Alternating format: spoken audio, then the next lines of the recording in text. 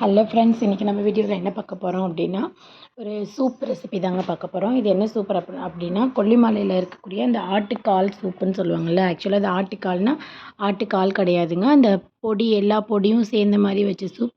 இது வந்து அங்கே ஆட்டுக்கால் சூப் அப்படின்னு சொல்லுவாங்க. வாங்க இப்போ எப்படி செய்யலான்னு பார்க்கலாம். இப்போ வந்துட்டு ஜீரகம், மிளகு, அதுக்கப்புறம் சின்ன வெங்காயம், பூண்டு இது எல்லாத்தையும் சேர்த்து வந்து நான் மிக்சியில் கொரப்பாக அரைச்சி எடுத்துகிட்டு வந்துட்டேன். கொஞ்சமாக எண்ணெய் ஊற்றி அந்த அரைச்சிட்டு வந்ததை வந்து அது கூட சேர்த்துட்டு ஒரு கை அளவுக்கு புதினா இலை சேர்த்துக்கிறேன். புதினா இலை, கொத்தமல்லி 2யும் சேர்த்திங்க அப்படின்னா செம்ம வாசமாக இருக்கும் சூப்பு.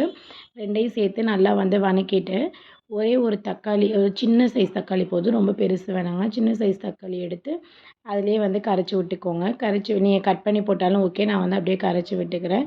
கரைச்சி விட்டு அது 2யுமே நல்லா கொஞ்சம் லைட்டாக அதை பச்சை ஸ்மெல் போகிற அளவுக்கு நல்லா வந்து வதக்கி விட்டுக்கோங்க.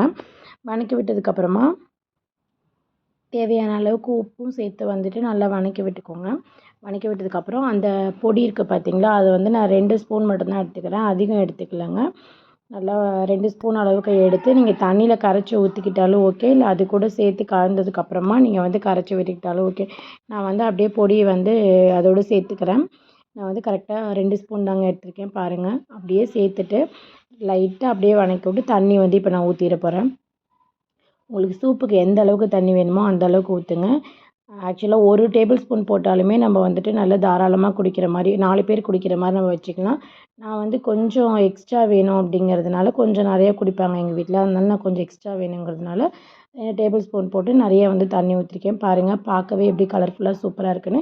இது உடம்புக்கு ரொம்ப ரொம்ப நல்லதுங்க. கை கால் வலி, உடம்பு வலி, முதுகு வலி, இடுப்பு வலி எல்லாமே சூப்பராக வந்து டக்குன்னு சரியாக்கக்கூடிய ஒரு சூப்புங்க. நாங்கள் கொல்லிமலை போனோம் அப்படின்னா எங்கள் வீட்டுக்காரர் போயிட்டு வர்றதுக்குள்ளே ஒரு 5 வாட்டியாவது இந்த சூப்பை வாங்கி குடிச்சிருவாங்க. அதனால தான் நான் வரும்போதே வந்து பொடி வாங்கிட்டு வந்து வச்சுப்பேன். இப்போ நாங்கள் போய் ரொம்ப நாள் ஆச்சுங்க. வாங்கிட்டு வந்த ஒரு பேக்கெட் வந்து அப்படியே இருந்துச்சு. ஸோ அதான் ரொம்ப நாள் ஆகிடுச்சு, போட்டு குடிக்கலாம் அப்படின்றதுக்காக போட்டிருக்கோம். இது வந்து குழந்தைங்கள்லேருந்து பெரியவங்க வரைக்கும் எல்லாருமே குடிக்கலாம். செம்ம டேஸ்ட்டாக இருக்கும். உங்களுக்கு இந்த வீடியோ பிடிச்சிருந்துச்சு அப்படின்னா லைக் பண்ணுங்கள், ஷேர் பண்ணுங்கள், கமெண்ட் பண்ணுங்கள். மறந்துடாமல் சப்ஸ்கிரைப் பண்ணிக்கோங்க.